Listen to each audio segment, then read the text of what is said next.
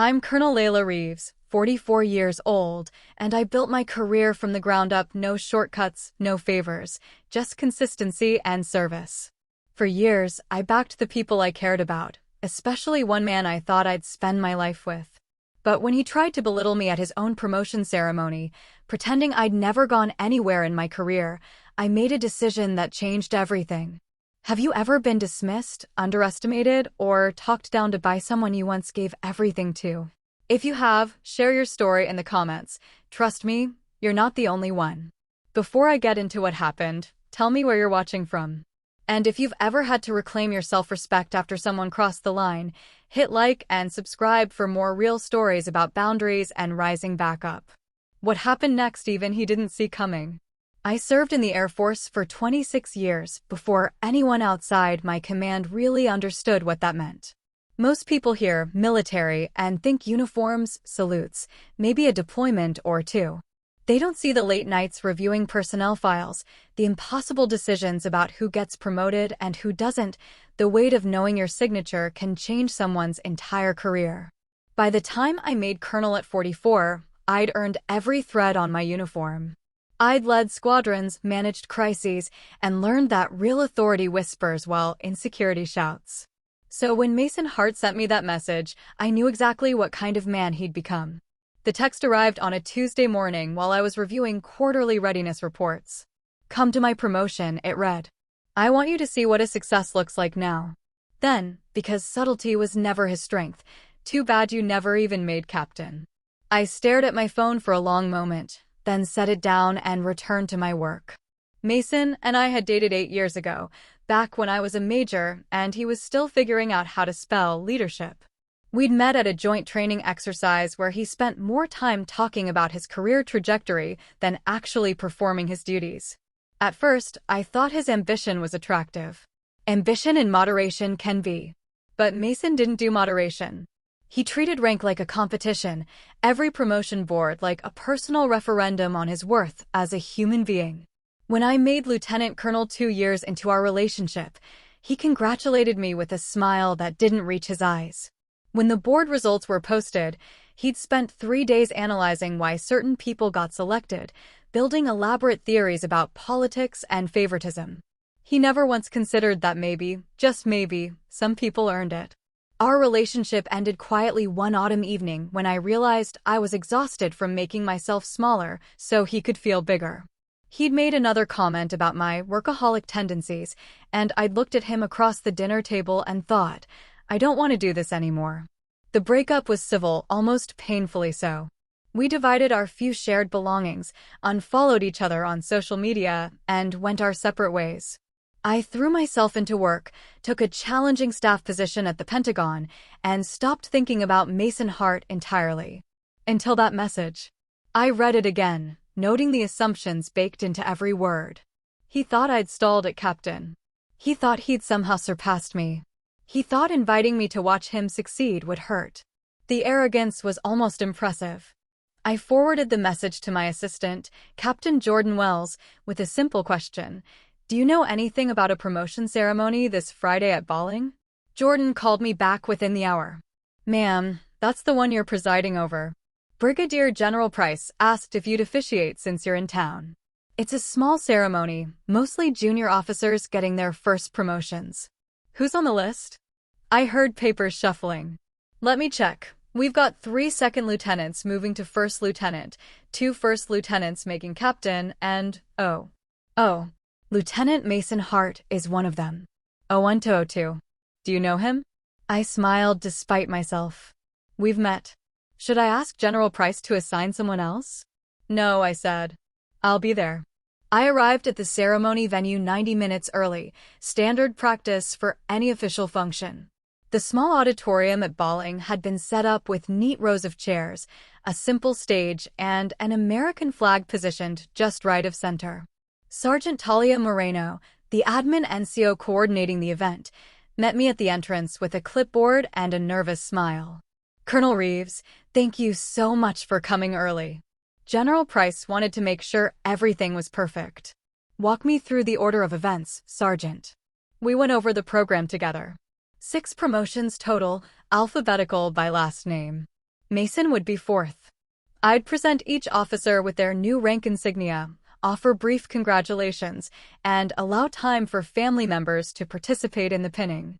Standard ceremony, nothing complicated. And the officers know who's presiding? I asked. Sergeant Moreno checked her notes. They were all notified last week, ma'am. Each received an email with your name and rank. Interesting. So Mason had known, or should have known, and invited me anyway. Either he hadn't read the email carefully, or he'd assumed there was a different Colonel Reeves somewhere in the Air Force. Both options said everything about his attention to detail. I reviewed the medals and insignia laid out on the presentation table, checked the stage setup, and retreated to a small office behind the auditorium to change into my service dress uniform. The blue fabric held its crisp lines, and the silver eagles on my shoulders caught the light as I adjusted my cover in the mirror. Through the office window, I watched families begin to arrive. Proud parents, excited children, a few civilians in business casual holding flowers and cameras. The officers themselves started filtering in, easy to spot in their service dress, faces showing various combinations of nerves and excitement. Then I saw Mason. He looked older, which made sense given that 8 years had passed. His uniform was immaculate, his posture parade ground perfect. He moved through the gathering crowd with that familiar mixture of confidence and performance, shaking hands, laughing too loudly at someone's joke. When he spotted me through the window, his expression shifted. I watched him excuse himself from his conversation and make his way to where I stood near the entrance. He didn't know yet. The uniform is the same for all officers, and at a distance, eagles can look like any number of insignia. Layla. He said my name like we were old friends reuniting, not two people who hadn't spoken in years. Didn't expect you to actually show up. Thought you'd feel weird about it. I kept my expression neutral. Congratulations, Mason. He grinned, and there it was, that edge of superiority I remembered too well. Crazy, right? Me outranking you now. Never thought I'd see the day. The certainty in his voice was staggering. He genuinely believed he'd surpassed me, that his promotion to first lieutenant somehow elevated him above wherever he imagined I'd landed. Part of me wanted to correct him immediately, to watch his face change as reality settled in. But that would be petty, and more importantly, unnecessary. The truth would reveal itself soon enough. I excused myself before he could continue, citing ceremony preparations. He nodded, still wearing that insufferable smile, and returned to his family. I watched him point in my direction, watched him say something that made his mother pat his arm proudly. Whatever story he was telling about us, about my career, about this moment, it was about to be comprehensively revised. The auditorium filled gradually. I counted roughly 80 people in attendance, a decent turnout for a Friday afternoon ceremony. The promoting officers sat in the front row, Mason third from the left, his posture suggesting he thought good posture could substitute for actual leadership experience. At 1300 hours exactly, Sergeant Moreno gave me the signal. I stepped out of the office and positioned myself backstage, out of sight. The ceremony began with the national anthem, everyone rising, hands over hearts. Then General Price took the podium to offer brief opening remarks about service, dedication, and the responsibilities that come with each new rank. His speech was mercifully concise, maybe 4 minutes total. Then came the moment I'd been waiting for. General Price smiled and gestured toward the stage entrance. Ladies and gentlemen, it is my privilege to introduce our presiding officer for today's promotions. She brings 26 years of distinguished service, including deployments to 3 continents, command of 2 squadrons, and a reputation for excellence that has earned respect throughout our Air Force. Please welcome Colonel Layla Reeves. The reaction rippled through the room like a wave. I heard it before I saw it, the sharp intake of breath, the sudden whispers, the shuffle of people sitting up straighter. I walked onto the stage in full service dress, my cover squared, my eagles visible under the auditorium lights. I didn't look at Mason immediately. I looked at the audience, at the flag, at General Price, who nodded his approval. Then, naturally, inevitably, my gaze swept across the front row. Mason had gone completely still. His face had lost all color, eyes wide and unblinking. His mouth opened slightly, then closed, then opened again. No sound came out. The woman next to him, his mother, presumably looked confused by his reaction, glancing between us trying to understand the sudden tension in her son's posture. I accepted the promotion folders from Sergeant Moreno and took my position center stage. Thank you, General Price. It's an honor to be here today. My voice carried clearly through the auditorium's sound system. Promotion is not a reward for time served. It's a recognition of potential, a statement of trust, and an assumption of greater responsibility. Each officer here today has demonstrated the qualities we value most: integrity, dedication, and a commitment to serving something larger than themselves. Let's begin. The first 3 promotions proceeded smoothly. I called each name. They approached the stage. I presented their new rank insignia and offered congratulations while family members came forward for the pinning. Each interaction was warm but professional, exactly what the moment called for. Then, Second Lieutenant Mason Hart. He stood mechanically, his movements stiff and uncertain. The confidence from earlier had evaporated entirely. He walked to the stage like a man approaching his own court-martial, each step measured and reluctant. When he reached me, he stopped at attention, his eyes fixed somewhere over my left shoulder. Up close, I could see his hands trembling slightly at his sides. I opened the presentation folder and removed the first lieutenant bars, holding them where both he and the audience could see. Lieutenant Hart, I said, my voice even and clear, you are hereby promoted to the rank of First Lieutenant in the United States Air Force, effective this date. Wear this rank with honor, integrity, and dedication to the service and the airmen you'll lead. Congratulations.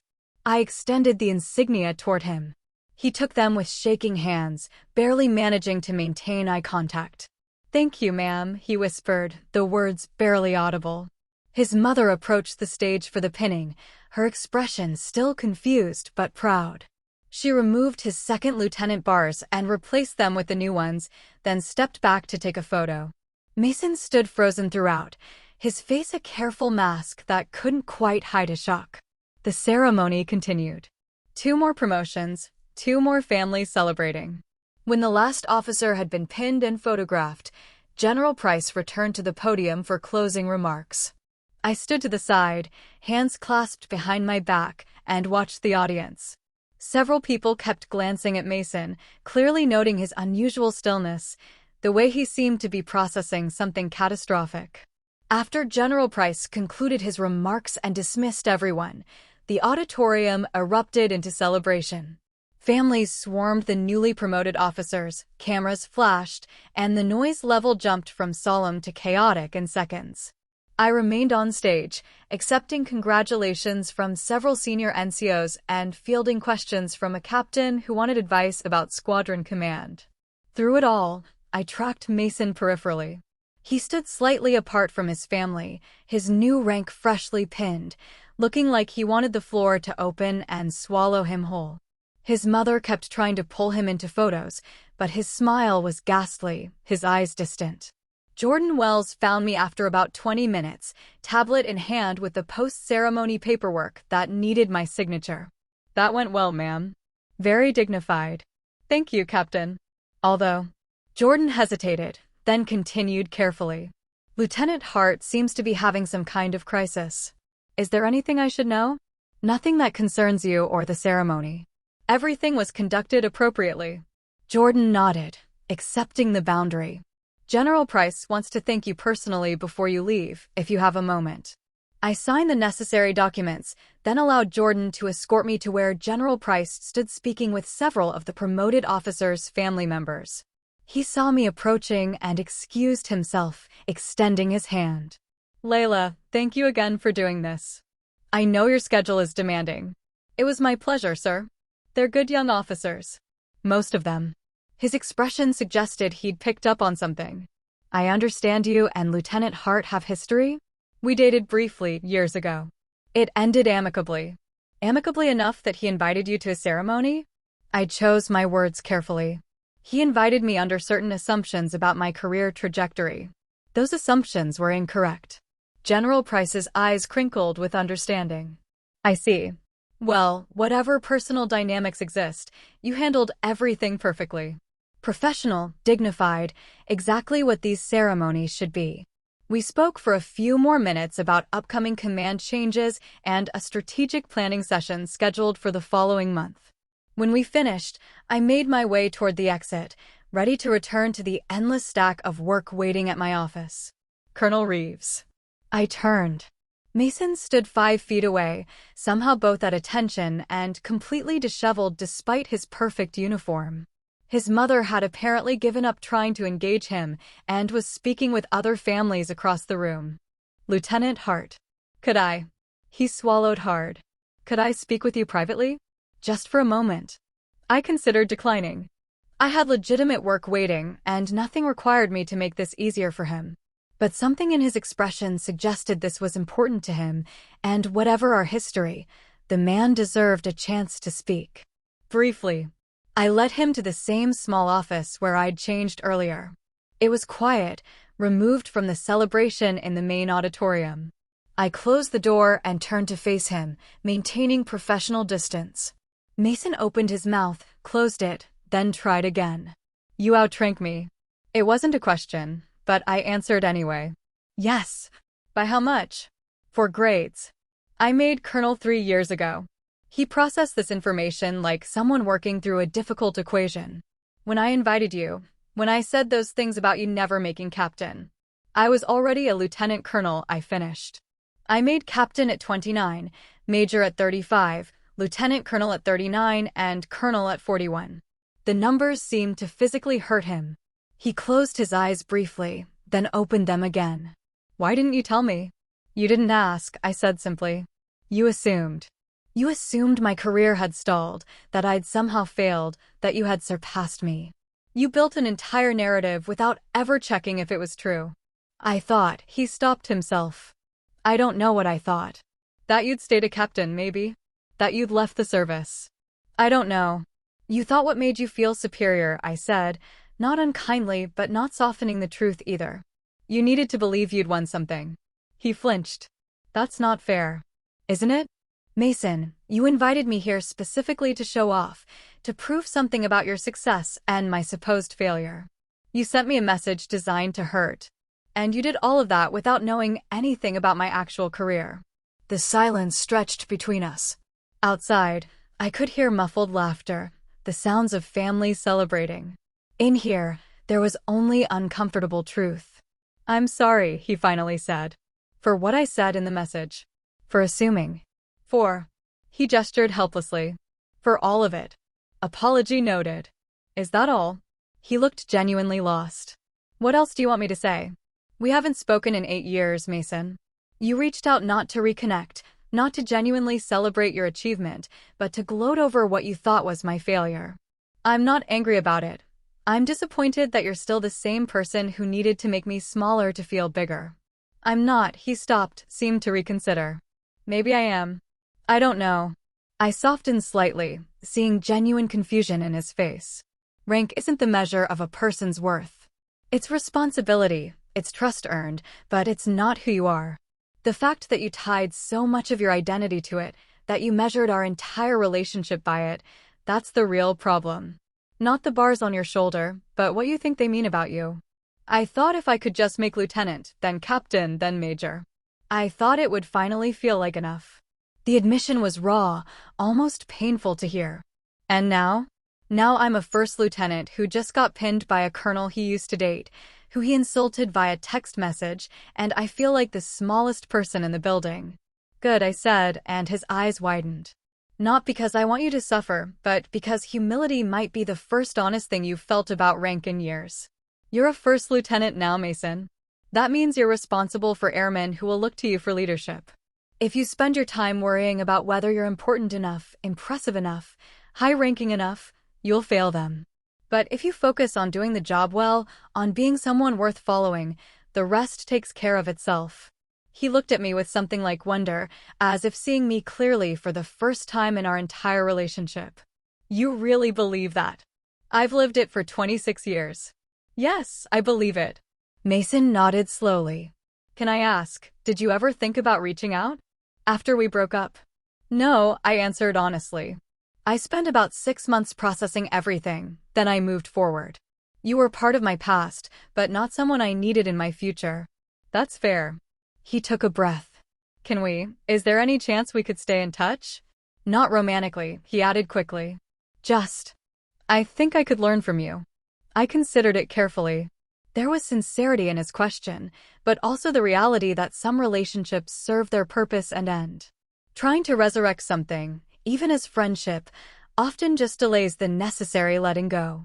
I don't think that's a good idea, I said finally. Not because I wish you ill, but because you need to grow into your rank without me as a measuring stick. Find mentors in your unit, people who can guide you without the baggage of our history. Learn to lead because it matters, not because you're trying to prove something to me or yourself. I understand. He straightened slightly, found some dignity in acceptance. Thank you for doing the ceremony. For being professional even though I didn't deserve it. You earned the promotion, Mason. Whatever else is true, you met the requirements and you're moving forward in your career. Be proud of that. Just don't let it define you. I opened the door, signaling the conversation's end. Mason lingered for just a moment, then nodded and walked past me back toward the auditorium. I watched him rejoin his mother, saw him manage a more genuine smile as she pulled him into a hug. Whatever he felt right now, at least it was real. Jordan intercepted me before I could leave the building. Everything all right, ma'am? Everything's fine, Captain. Let's head back to the office. Actually, ma'am, General Price wanted me to tell you you're done for the day. His orders. He said you've been working 14-hour days for 3 weeks, and if you step foot in the office before Monday morning, he'll write you up for disobeying a direct order. I couldn't help but smile. The general said that? His exact words were more colorful, but that was the gist. Then I suppose I'm taking the evening off. I drove home as the afternoon sun started its descent, painting the sky in shades of orange and gold. My apartment was quiet, exactly as I'd left it that morning, coffee mug in the sink, briefcase by the door, the organized simplicity of someone who spends more time at work than home. I changed out of my service dress, hung it carefully in the closet, and stood for a moment looking at my reflection in the bedroom mirror. 44 years old, 26 years of service, a colonel with command responsibilities that kept me awake some nights. But also, whole, independent, secure in who I'd become. Mason's message had been designed to hurt me, to make me feel less than.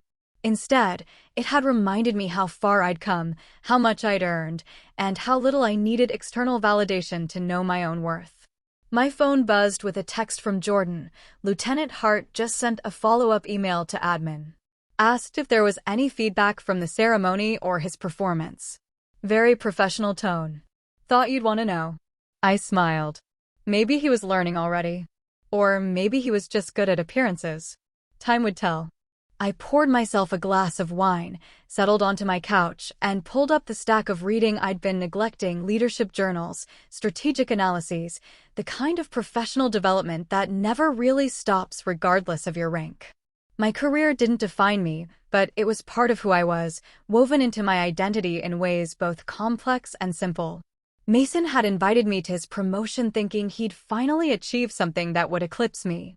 What he'd actually done was remind me of everything I'd built while he was busy keeping score. The irony was almost perfect. Outside my window, the city moved through its evening rhythms, cars passing, people walking dogs, life continuing in all its mundane beauty.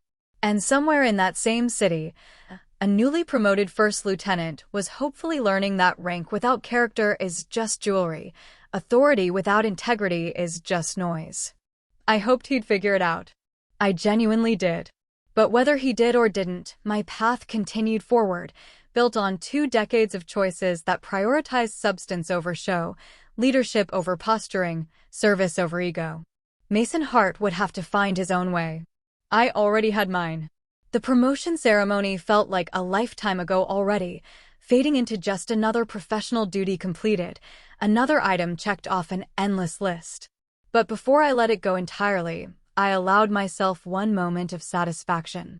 When he'd said, "I give the orders here," all those years ago during one of our last arguments, implied I didn't understand command because I was too soft, too consensus-driven. I hadn't argued. I'd simply ended the relationship and proved him wrong through 2 decades of increasingly complex leadership challenges. And today, when he stood on that stage trembling, finally understanding the gap between us, it wasn't because I'd orchestrated some elaborate revenge. It was simply because I'd shown up, done my job, and let the truth speak for itself. Sometimes that's the cleanest kind of justice. Not dramatic confrontation, not verbal sparring, just the quiet revelation of reality. I finished my wine, made myself a simple dinner, and settled in for a rare evening at home. Monday would bring new challenges, new decisions, new airmen depending on my leadership. But tonight, I was just Layla Reeves, Colonel, United States Air Force, comfortable with who I'd become and curious about who I'd grow into next. Mason's promotion had happened. He was a first lieutenant now, with all the responsibilities that entailed. Whether he rose to meet them was up to him. My role in his story had concluded years ago. The rest was his to write. A month passed before I thought about Mason again. The days filled with the usual cascade of responsibilities, briefings, personnel decisions, coordination meetings that stretched past their allotted time. I reviewed promotion packages for officers who actually deserved advancement, mediated disputes between squadron commanders, and represented my wing at a Pentagon working group on readiness standards. Life continued in its demanding, purposeful rhythm. The memory of the ceremony existed somewhere in my mental filing system, categorized and stored with hundreds of other professional experiences. Not forgotten, but not actively considered either.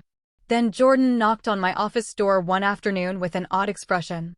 "Ma'am, you have an email from First Lieutenant Mason Hart." It came through official channels, addressed formally. "Do you want me to screen it first?" I considered, then shook my head. "I'll read it myself." "Thank you, Captain." The email was brief, the subject line simply, "Thank you, ma'am." I opened it. "Colonel Reeves, I wanted to reach out 1 month after my promotion ceremony to thank you again for presiding. I also wanted you to know that our conversation that day affected me deeply. I've been working with Captain Jordan Wells. He's been generous enough to mentor me despite having no obligation to do so, and I'm trying to approach my duties differently. Less ego, more service. I'm not writing to ask for anything or to reestablish contact. I simply wanted you to know that your words mattered. I'm trying to grow into my rank instead of just wearing it. Respectfully, First Lieutenant Mason Hart." I read it twice, looking for hidden agendas or subtle manipulations. But the language was straightforward, almost humble. If he'd written it to impress me, he'd have said more. The brevity suggested sincerity. I closed the email without responding. Not out of cruelty, but because some moments need to stand alone, uncluttered by further communication. He'd said thank you. I'd heard it. That was enough. Jordan appeared in my doorway again. "Ma'am, did you want me to draft a response?" "No response necessary, Captain. But I appreciate you taking time to mentor Lieutenant Hart. That speaks well of you." Jordan looked pleased. "He's rough around the edges, but he's trying. Asked me last week how to handle a conflict between 2 airmen in his section. Actually listened to the answer instead of just waiting for his turn to talk. That's progress. He mentioned you, actually. Said you'd told him something about humility being more valuable than promotion. I think it stuck with him." I nodded, turning back to the memorandum on my desk. "Some lessons take time. Let me know if he becomes a problem, otherwise handle it as you see fit." "Will do, ma'am." The conversation ended, but it planted something in my mind, a curiosity about whether people can actually change, whether one difficult moment can catalyze genuine growth. I'd seen it happen occasionally in my career, junior officers who started entitled and gradually developed into solid leaders. But I'd also seen the opposite, people who learned to perform humility without ever actually feeling it. Time would reveal which category Mason occupied. A week later, I attended a change of command ceremony at Andrews Air Force Base. The outgoing commander was someone I'd worked with during my major years, a sharp officer who'd earned every accolade on his uniform. The ceremony was more elaborate than Mason's promotion had been. Full honor guard, ceremonial sword presentation, speeches from flag officers. During the reception afterward, I found myself in conversation with Brigadier General Leonard Price, the same officer who'd asked me to preside over Mason's ceremony. "Layla, good to see you. How's the wing treating you?" "Staying busy, sir. The readiness numbers are solid, but we're fighting the usual budget constraints. Aren't we all?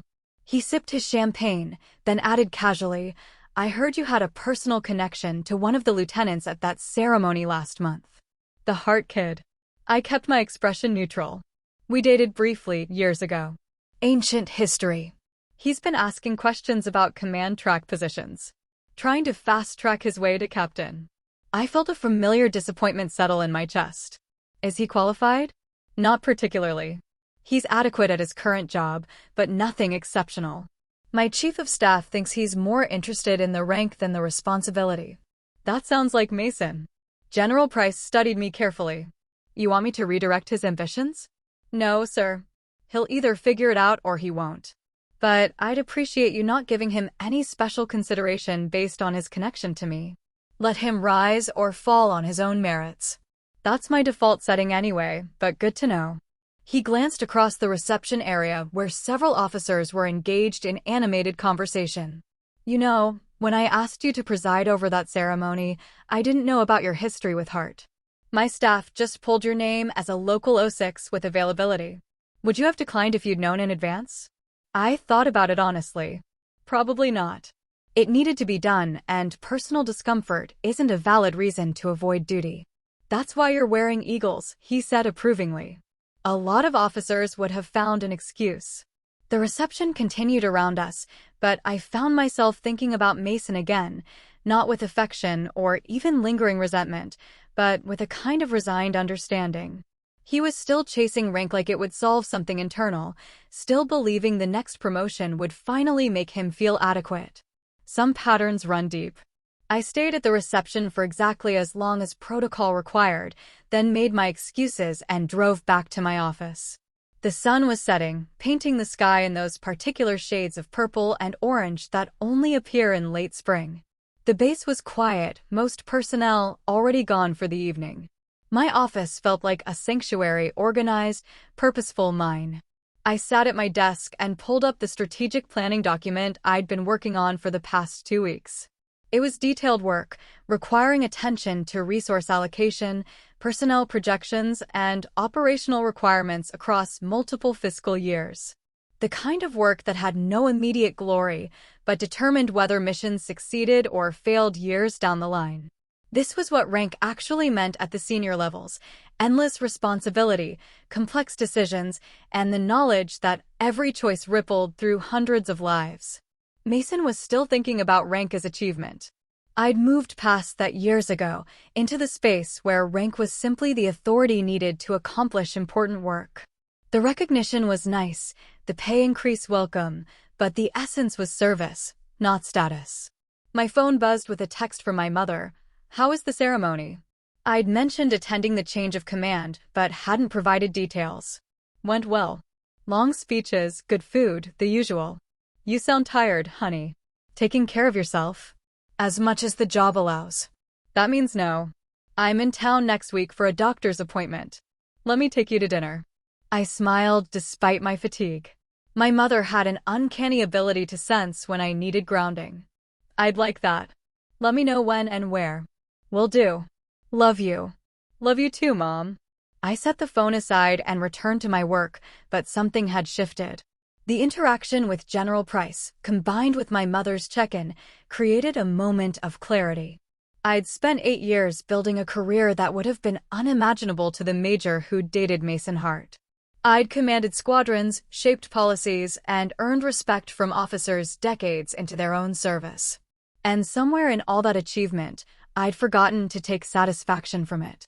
Not because I was unhappy, but because I was always looking ahead to the next challenge, the next responsibility, the next problem requiring solution. Mason's ceremony had been jarring not because it revealed anything new about him, but because it forced me to acknowledge how far I'd traveled. The woman he'd dated would have been hurt by his message. The colonel I'd become barely registered it as significant. That kind of growth doesn't happen loudly. It accumulates in quiet moments, difficult decisions, and the steady accumulation of experience. I worked until 1900 hours, then packed my briefcase and headed home. The drive was familiar, almost meditative, the same route I'd taken hundreds of times, past the same landmarks, through the same intersections. Normal life continuing while careers rose and fell, relationships ended and began, time moving forward with indifferent consistency. My apartment welcomed me with its usual silent comfort. I changed clothes, made a simple dinner, and settled onto my couch with a book I'd been trying to finish for 3 months. The text was dense, academic analysis of joint force integration, but I found it fascinating in the way only other military strategists would understand. Around 2100 hours, my phone rang. Unknown number, but the area code was local. I answered cautiously. Colonel Reeves.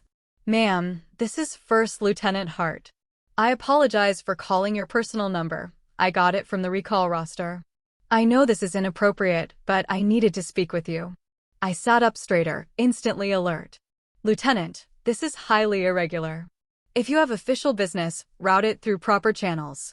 I will, ma'am. I heard that General Price asked you about me. About my questions regarding command track. So that was making the rounds already. General Price and I discussed many topics, Lieutenant. I don't recall our conversation being classified. I wanted you to know I'm not trying to use our connection. I haven't mentioned knowing you to anyone in my chain of command. I've been trying to do this the right way. Then why are you calling me at home? The question hung in the air. I heard him breathing, heard what sounded like traffic in the background. He was calling from outside, probably walking, needing to say something he couldn't say from his office or home. Because I don't know if I'm fooling myself, he finally said. I've been working with Captain Wells, trying to be better, trying to focus on the mission instead of my ego. But then I heard myself asking about command positions, and I thought, am I just performing? Am I actually changing, or am I just getting better at looking like I've changed?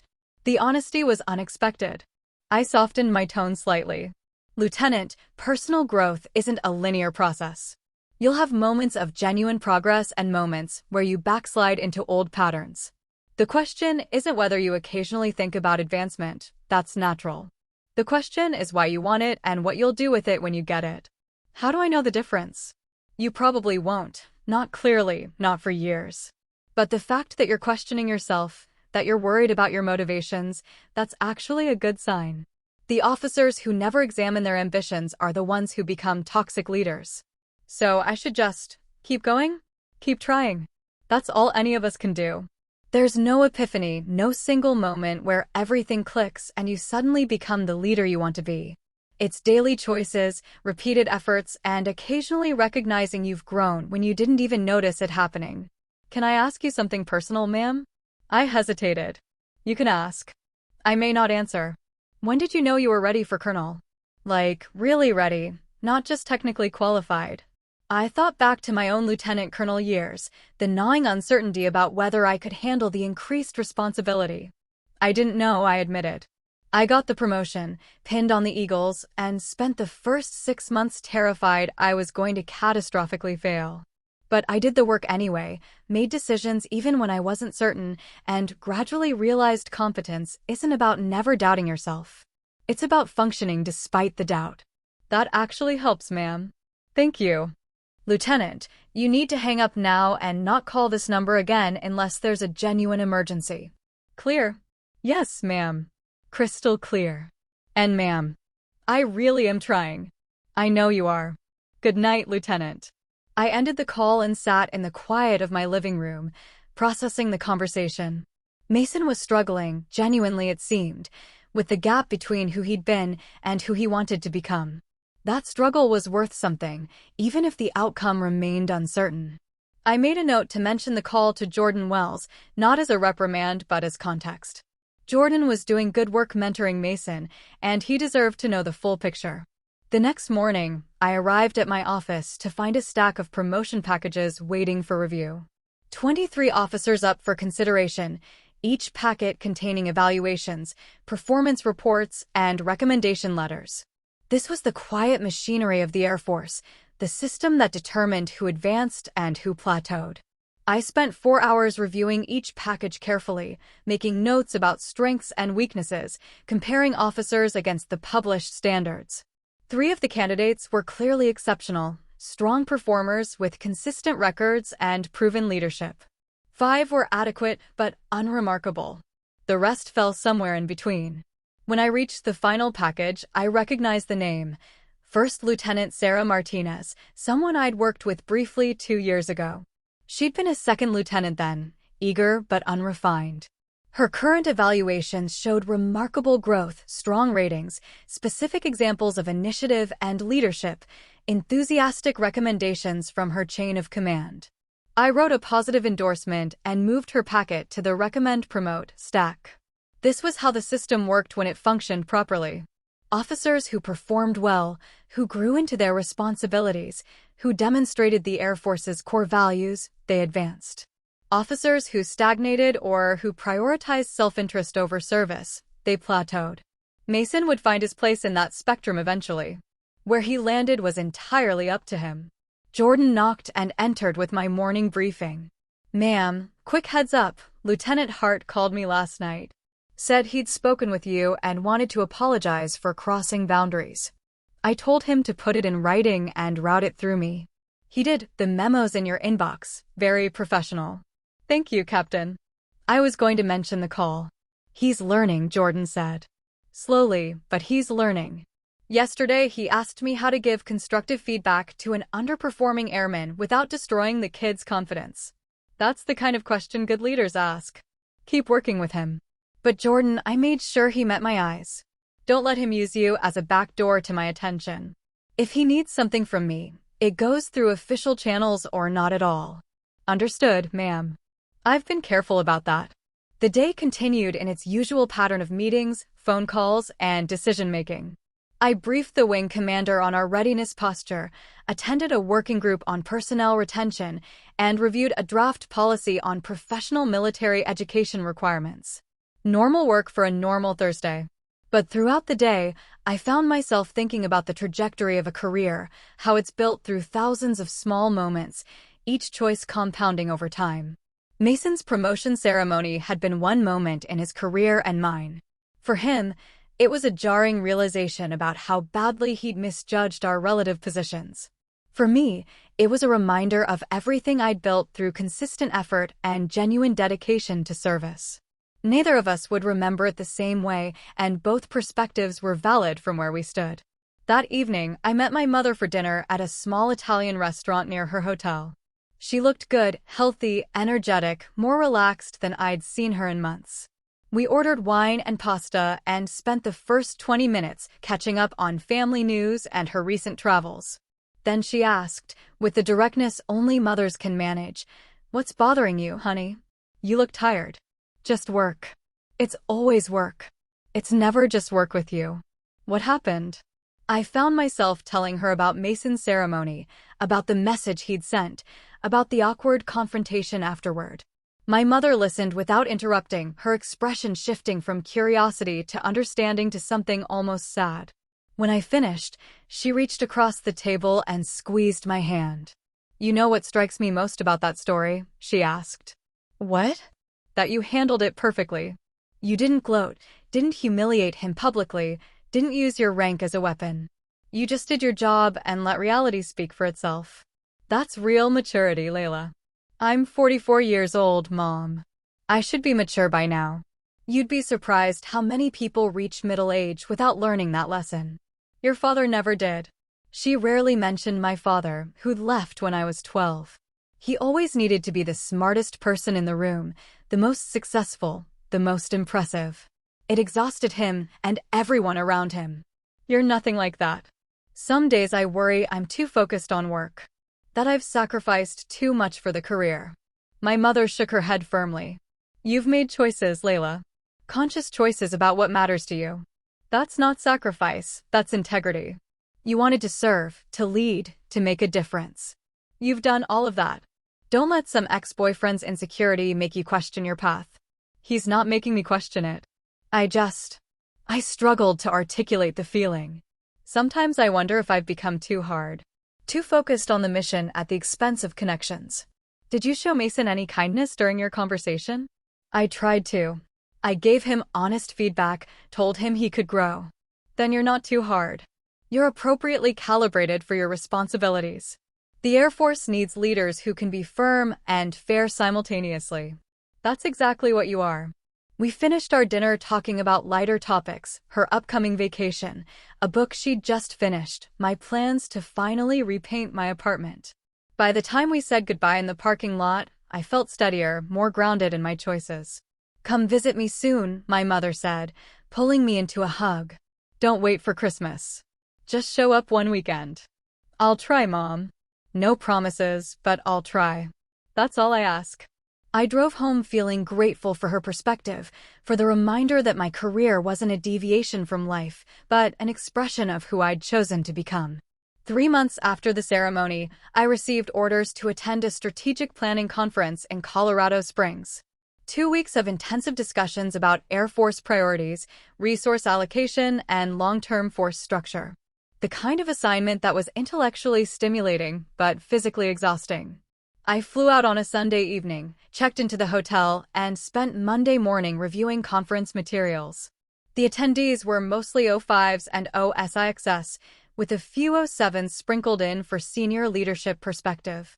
We divided into working groups based on functional expertise, and I found myself assigned to the personnel and readiness track. The discussions were sharp, occasionally contentious, always focused on real problems without easy solutions. How do you retain quality officers in a competitive job market? How do you balance operational tempo with family stability? How do you develop future leaders while meeting current mission demands? These questions had no simple answers, but the quality of the debate was exceptional. On the third day, during a coffee break, I overheard a captain mentioning Lieutenant Hart in conversation with another officer. I didn't intend to eavesdrop, but they were standing close enough that their words carried. "Hart's been different lately," the captain said. "Less focused on his next promotion, more engaged with his actual job. Jordan Wells has been mentoring him, and it shows." "Thank God," the other officer replied.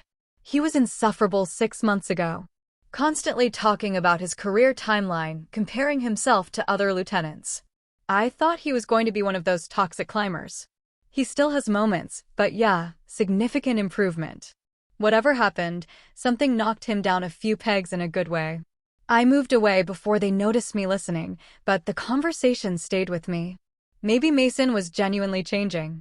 Maybe that one moment of stark reality had been enough to shift his trajectory. Or maybe he'd just gotten better at hiding his ambitions. Either way, it wasn't my concern anymore. The conference continued through the week, each day bringing new insights and new frustrations. By Friday, I was mentally drained but satisfied with the work we'd accomplished. The final recommendations would go up the chain of command, where they'd either be implemented or filed away, depending on budget realities and political will. That evening, several of us gathered at the hotel bar for informal drinks. The conversation shifted from professional to personal, the kind of bonding that happens when military professionals let their guard down slightly. A major named Rachel Torres asked me how I balanced career and personal life, a question I'd fielded countless times. "I don't balance it," I admitted. "I make choices about priorities, and some things get sacrificed." That's the reality of senior leadership. "Do you regret it?" someone else asked. I considered carefully. I regret specific moments, missing a friend's wedding because of a deployment, not being more present for my mother during a difficult time. But the overall path? No. I chose this, and I'd choose it again. "That's refreshing honesty," Rachel said. "Most senior officers give some line about work-life balance being achievable with proper time management. It's bullshit, but they say it anyway." Work-life balance is a myth at this level, I agreed. You can have work-life integration, where professional and personal identities blend together, but actual balance requires compromises I'm not willing to make. And that's okay. Not every officer needs to follow the same model. The conversation drifted to other topics, but Rachel caught me afterward. "Thank you for being real about that, ma'am. I've been struggling with whether to stay in or get out, and everyone keeps telling me I can have everything. It helps to hear someone acknowledge the trade-offs." "What does your gut tell you?" "That I love the work, hate the sacrifice, and need to decide which matters more." "That's the essential question," I said. "No one can answer it for you. But for what it's worth, I think you'd make an excellent major.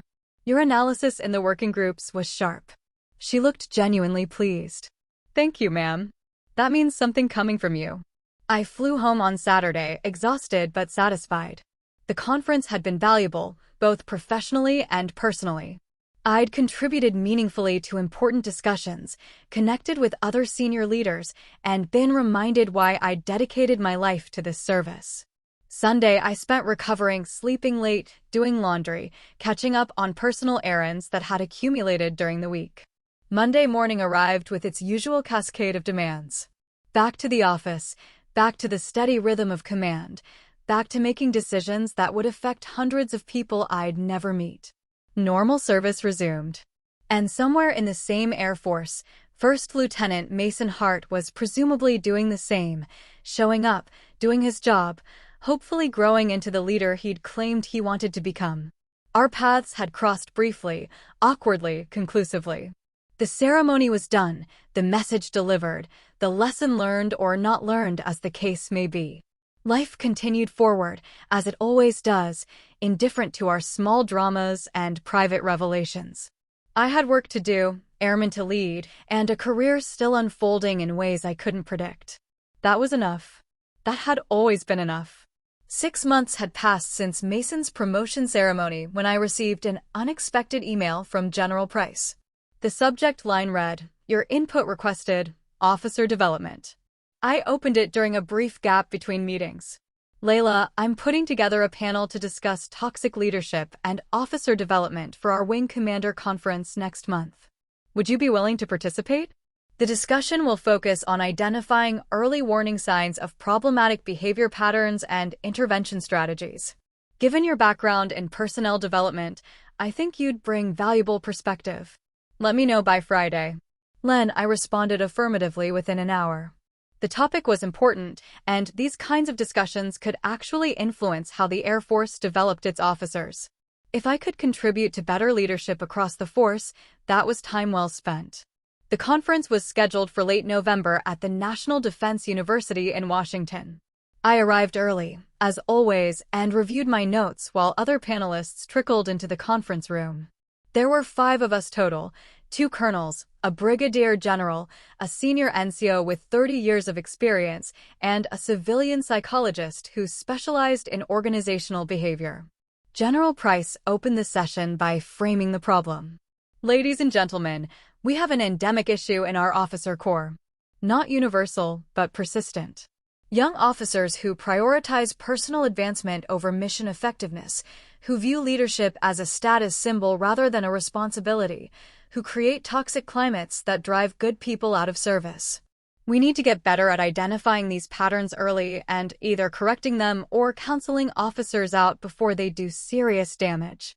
The psychologist, Dr. Linda Chin, spoke first. "The research shows that many toxic leaders exhibit narcissistic traits, need for admiration, sense of entitlement, lack of empathy. But here's the complication. Our promotion system sometimes selects for these very traits because they can look like confidence and ambition." "So how do we distinguish?" the brigadier general asked. "How do we separate confident, ambitious officers from those who'll become toxic leaders?" "It's not always clear-cut," Dr. Chin admitted. "But there are indicators. How do they respond to setbacks? How do they treat subordinates when no one's watching? Do they give credit to their team or hoard it? Are they interested in developing others or just advancing themselves?"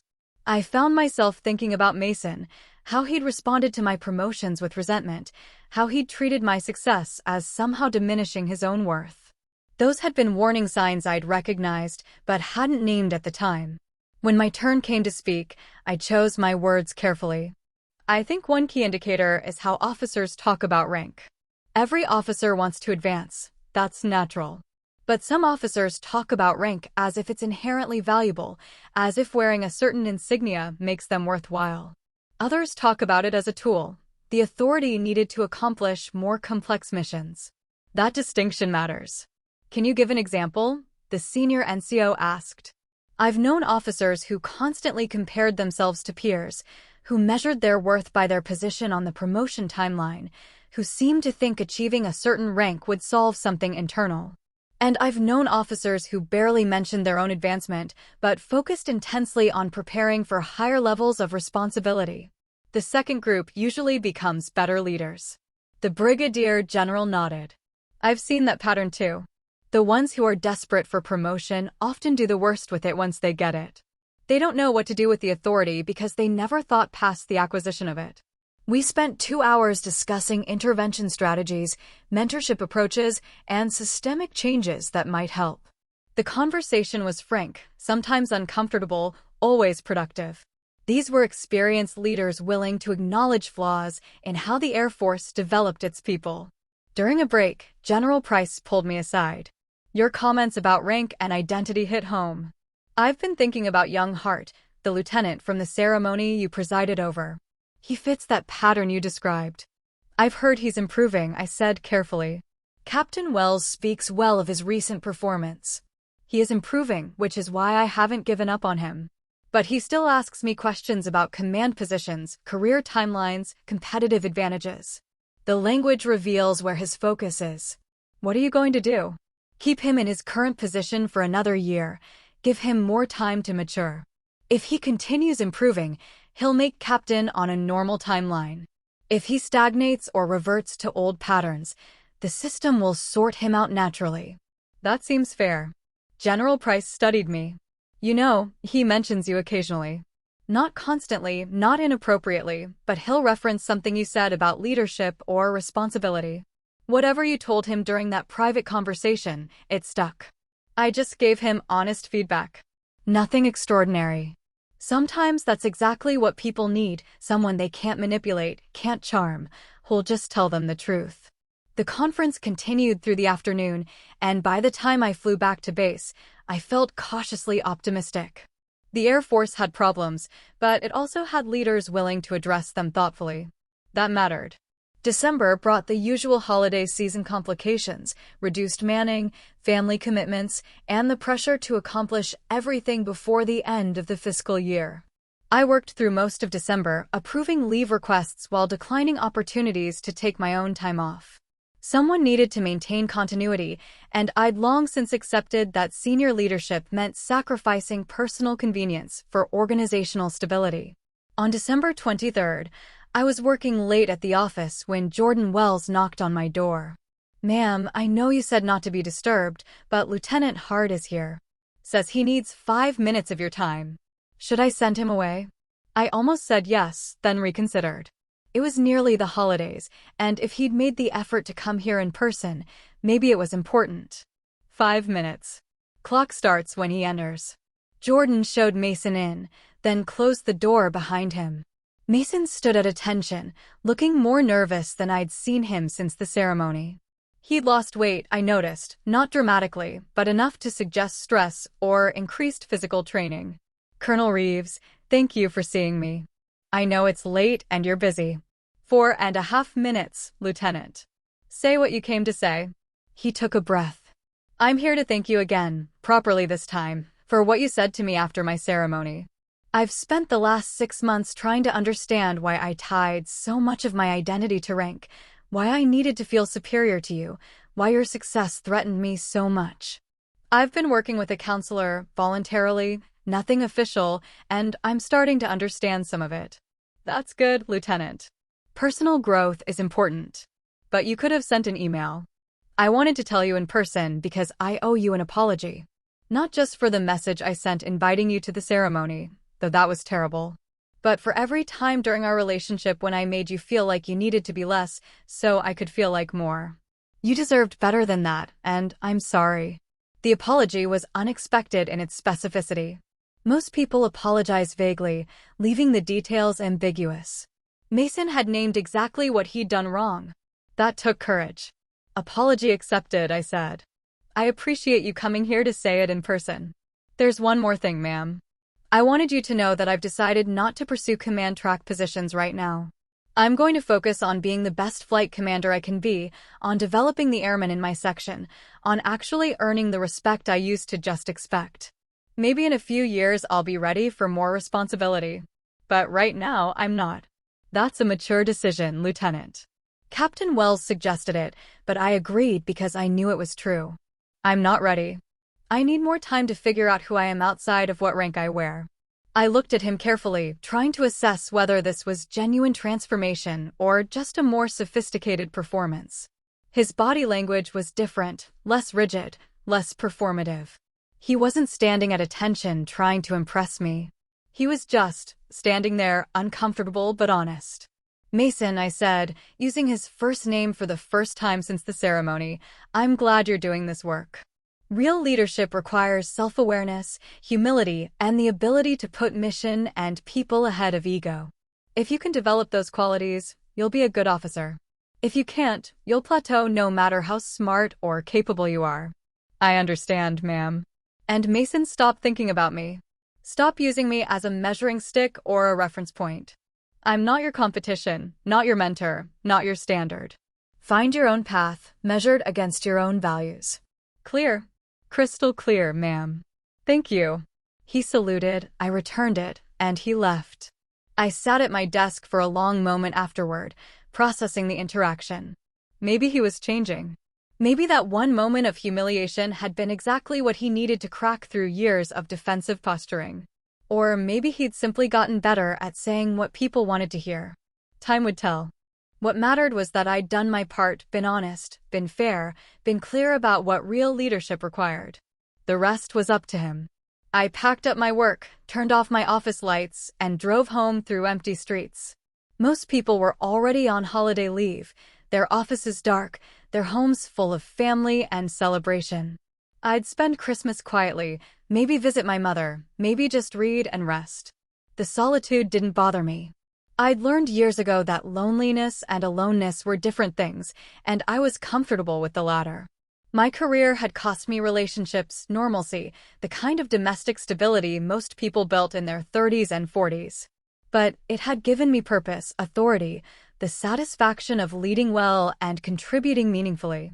For me, that trade had been worth it. Mason was still figuring out his trades, still learning what he was willing to sacrifice and what he insisted on keeping. That journey was his alone. I'd played my small part in it, accidentally, reluctantly, but hopefully meaningfully. The rest was beyond my control or concern. Christmas came and went. The new year arrived with its usual flood of administrative tasks and strategic planning requirements. I returned to work refreshed, ready for whatever challenges awaited. And somewhere in the same Air Force, First Lieutenant Mason Hart presumably did the same, carrying forward whatever lessons he'd learned, building whatever career he'd choose to build. Our story had ended. His was still being written. Mine continued forward, one decision at a time, one responsibility at a time, one day of service at a time. That was enough. That would always be enough. I served in the Air Force for 26 years before anyone outside my command really understood what that meant. By the time I made colonel at 44, I'd earned every thread on my uniform. So when Mason Hart sent me that message inviting me to his promotion ceremony, adding that it was too bad I never even made captain, I knew exactly what kind of man he'd become. We dated 8 years ago when I was a major, and he was still learning how to spell leadership. He treated rank like a competition, every promotion board like a personal referendum. When I made lieutenant colonel, he congratulated me with a smile that didn't reach his eyes. Our relationship ended when I realized I was exhausted from making myself smaller so he could feel bigger. His message arrived while I was reviewing readiness reports. He assumed I'd stalled at captain. He never cared to ask otherwise. I forwarded it to my assistant, Captain Jordan Wells, asking about a ceremony at Balling. Jordan called back within the hour. "Ma'am, that's the one you're presiding over. Lieutenant Mason Hart is on the list, second lieutenant to first lieutenant. Do you know him?" I did. I'd be the senior officer pinning his bars. The ceremony went exactly as protocol required. When the announcer called my name and rank, the room shifted. Mason turned, his jaw slackening, blinking like the lights had blinded him. I walked forward in full-service dress, accepted his insignia case, and kept my voice professional. "Lieutenant, present yourself." He straightened instantly, not because I was his ex, but because I outranked him by 4 full grades. As I pinned his bars, I said only what the moment required, wear these with honor. Afterward, he asked to speak privately. His hands trembled as he whispered, "You outrank me." My reply was steady, "I did before you invited me." He asked why I never told him. You never asked. I gave him honest feedback about humility, about tying identity to rank instead of responsibility. He admitted he'd always thought the next promotion would solve something internal. I told him to grow into his rank, not just wear it. When he asked to stay in touch, I declined. Not now, but I hope you grow into your rank. A month later, he sent a respectful email thanking me. I didn't respond, not out of cruelty, but closure. Some moments need to stand alone. The ceremony became a catalyst for both our careers. I attended a senior leadership course at the Air War College, where a retired 3-star general talked about the loneliness of senior command. That evening, I called my mother, questioning how much further I wanted to go. She reminded me of when I was commissioned, when I'd said I'd found what I was meant to do. The answer, when I let myself feel it, was yes. Jordan Wells was selected for Major below the zone. Mason volunteered for a troubled section nobody wanted and turned it around. I received notification of selection for the Command Leadership Program, preparation for wing commander positions. Small moments creating unexpected consequences. I assumed command of a wing in North Dakota the following July. 3,500 people, normal problems requiring sustained attention. By September, we'd made measurable progress. Then Mason emailed from his deployment in Romania. He'd counseled a second lieutenant struggling with the same issues he'd had, using my words about humility and character. I tried to give him the same gift you gave me, honest feedback delivered with enough respect that it could actually land. I broke my pattern and responded briefly, acknowledging his growth. November brought an aircraft incident that could have been catastrophic, but ended without injuries. During the investigation, my maintenance squadron commander mentioned learning crisis management from a colonel years ago who'd taught him that panic is a choice. That kind of legacy, teaching principles officers carried forward, was what real leadership built. In February, I received notification of nomination for Brigadier General. The board would meet in May. I told almost no one, focusing on current work. March brought a wing-level exercise that revealed cultural shifts I'd been building, squadron commanders engaging in honest critique without fear of punishment. This was successful leadership, steady cultivation of healthy organizational dynamics. At a conference in April, my predecessor told me what she respected most. You're not trying to revolutionize anything.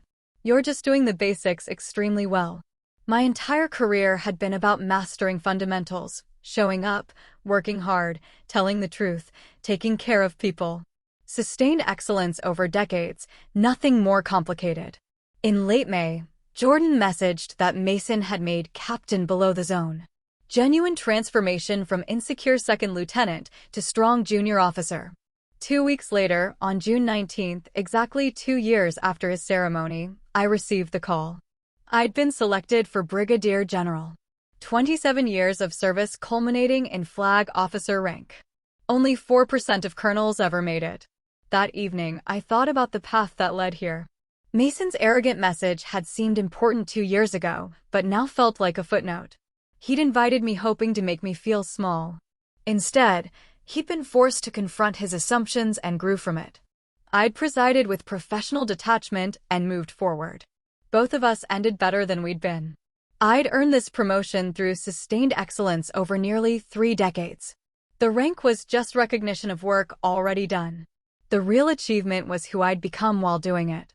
And whatever came next, I'd face it the same way I'd faced everything else, with confidence, integrity, and the steady confidence that comes from knowing you've earned your place. And that's how a man who once mocked my career ended up saluting me on his big day. Life has a way of leveling people when the truth finally walks into the room. Now I want to hear from you. Have you ever had someone try to tear you down just to feel bigger? Did you ever get the chance to show them who you really became? And if you had been in my shoes, would you have confronted him or stayed silent and let the rank speak for itself? Drop your stories in the comments. Someone out there needs to hear them. If this resonated with you, hit like, subscribe, and share this with anyone who's rebuilding their confidence.